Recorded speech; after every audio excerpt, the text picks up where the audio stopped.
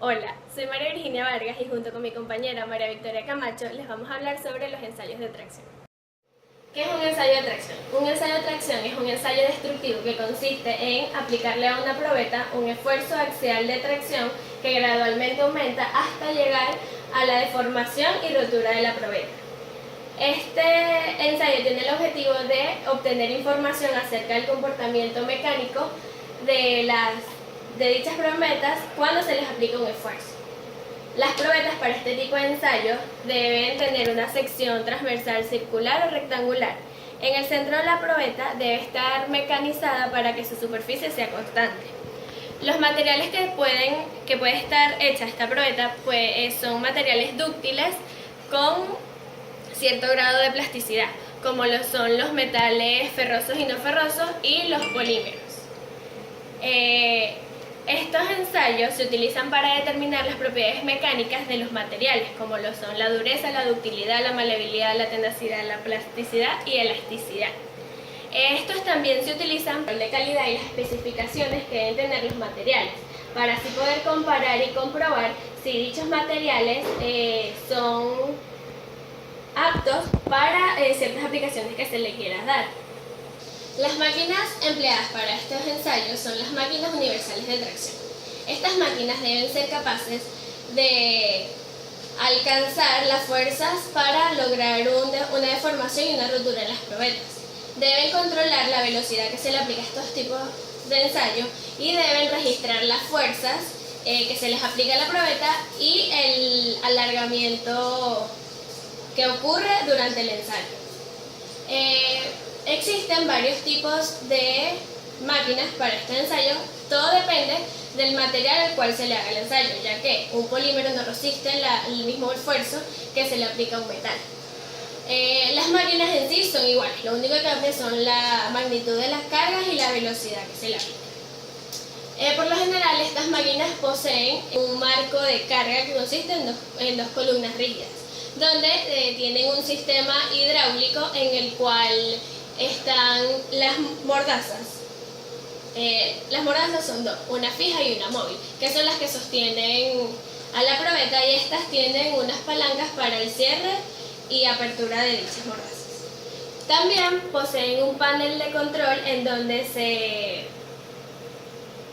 se miden las cargas se le aplica, la velocidad y también se mide el desplazamiento que ocurre al momento de aplicarle dicho esfuerzo. Normalmente estos paneles de control son computadoras y las más modernas pueden graficar la gráfica de esfuerzo de deformación, con cual se calculan los parámetros de dicho ensayo. También tienen un dispositivo de cargas, este se encuentra al principio y al final, ya que la carga se le tiene que aplicar a la probeta en forma perpendicular a la sección transversal. También cuenta con un transductor y un codificador fotoeléctrico, y también con un botón de encendido y otro apagado. Los fundamentos teóricos. Para este tipo de ensayos se deben entender lo siguiente. Primero, un esfuerzo. ¿Qué es un esfuerzo? Es una magnitud física definida, fuerza por unidad de área. Los esfuerzos se dividen en varios tipos. En este caso, para este ensayo se utiliza el esfuerzo normal. El esfuerzo normal es un esfuerzo que se le aplica de forma perpendicular a la sección transversal de la pieza. Este se calcula mediante la fórmula de esfuerzo normal es igual a la fuerza entre el área transversal de la probeta. Luego tenemos las deformaciones. Las deformaciones son variaciones en las dimensiones originales de cierto material. Estas pueden ser originadas por acción de una fuerza externa, como es el caso de este ensayo, o también puede ser por su propio peso o por cambios de temperatura. Las deformaciones, está la deformación unitaria, que esta consiste en el alargamiento por unidad de longitud. Esta deformación unitaria se puede calcular de dos formas. Existe la deformación unitaria, que es igual al esfuerzo entre la longitud inicial de la probeta, o también lo podemos calcular como la longitud que se tiene en cualquier parte del ensayo menos la longitud inicial entre la longitud inicial. Por último, debemos conocer cómo funciona el gráfico esfuerzo-deformación, el cual nos permite calcular los parámetros de estos ensayos. En el eje vertical de dicho gráfico se encuentra el esfuerzo y en el eje horizontal se encuentran las deformaciones que sufren. Las probetas al momento de este ensayo sufren de 3 partes que se reflejan en dicho gráfico. La primera parte es la deformación elástica. La deformación elástica se puede definir cuando un material puede regresar a su estado original luego de aplicarle dicha fuerza.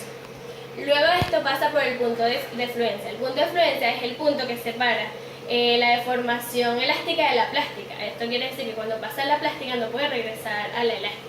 La deformación plástica se define como cuando un material no puede regresar a su estado original luego de aplicar un esfuerzo, ya que sufre de una deformación residual permanente. Por último, luego de la deformación plástica viene la ruptura de la probeta, que es el objetivo del ensayo. Victoria Camacho. Los esfuerzos son todos los tipos de acciones en los cuales está sometido un cuerpo.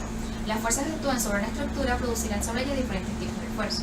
Entre los tipos tenemos la tracción, que consiste en aplicar fuerza sobre un material y esto hace que se alarguen o se estiren. La compresión es lo contrario a la tracción, ya que en este esfuerzo hace que las fuerzas que aplican se compriman. La flexión es la combinación del esfuerzo de tracción y compresión y esto hace que el material se doble. El pandeo es la combinación del esfuerzo de flexión y compresión y esto se realiza sobre materiales que se encuentran en vertical. Y la torsión es un esfuerzo que hace que el eje del material se retuerza. Los ensayos de tracción básicamente se realizan para conocer la resistencia que tiene un material, es decir, la tensión que puede soportar al momento de que éste presenta deformación plástica o la rotura. Estos ensayos proporcionan los datos más básicos que puede tener un material, como por ejemplo la relación tensión-deformación, la tensión que puede soportar el material antes que deje de ser elástico, la tensión que puede soportar el material antes que éste presente una rotura, entre otras cosas.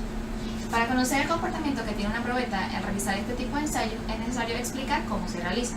Entonces se tiene una probeta a la cual se ajustan los dos extremos a dos accesorios llamados mordazas o ajustes y esto se realiza para que se pueda tener fijo en la máquina de ensayo. Normalmente la probeta se coloca en vertical y se empieza aplicando una fuerza en uno de los extremos. Esta fuerza debe ser lenta y constante, mientras que el otro extremo se mantiene fijo. Sin embargo, en algunos tipos de ensayo, estos tipos de fuerzas se aplican en ambos extremos de la probeta. Al realizar un tipo de esfuerzo en un material, este tiende a alargarse a dirección a la fuerza que se está aplicando. En el caso del ensayo de tracción, la fuerza se aplica hacia el eje del material y es por eso que se denomina axial. A medida que se va aplicando más fuerza, se va alargando al sentido de la longitud y se va aplicando cada vez más fuerza hasta que este se rompe. Entonces, el comportamiento que tiene la probeta en este tipo de ensayo es que empieza alargándose a medida que se le aplica la fuerza hasta que llega un punto en que no puede soportar más carga y este se rompe. Los resultados obtenidos o parámetros. A partir de estos ensayos se puede conocer diferentes tipos de parámetros que servirán para conocer el comportamiento que puede tener una probeta al momento de aplicarle tensiones de tracción. Primeramente se debe calcular el límite elástico, que consiste en conocer la tensión que puede presentar el material al momento de que deja de ser elástico y empieza a presentar deformaciones que son irreversibles en la pieza. Luego se debe calcular la elongación en el punto de fluencia. Sin embargo, en el caso del aluminio, este no presenta un tramo de fluencia del material, por lo que se debe calcular con una curva que es continua y suave. Luego se debe calcular el punto de ruptura, que es la carga máxima en la cual puedo soportar el material en este ensayo. Y por último se debe calcular el alargamiento que tuvo la pieza al momento de aplicar este ensayo y después que este se rompe, al igual que la reducción del área. En los ensayos de tracción se deben practicar en materiales dúctiles que tienen cierto grado de plasticidad, como pueden ser los metales ferrosos y no ferrosos, los plásticos, las fibras, las gomas, entre otros. Los materiales frágiles no presentan estricción o deformación plástica significativa, por lo que a estos materiales se le aplican esfuerzos de compresión y de flexión. Estos pueden ser refractarios, cerámicos, hormigón, y estos materiales presentan baja resistencia a la tracción en comparación a la compresión.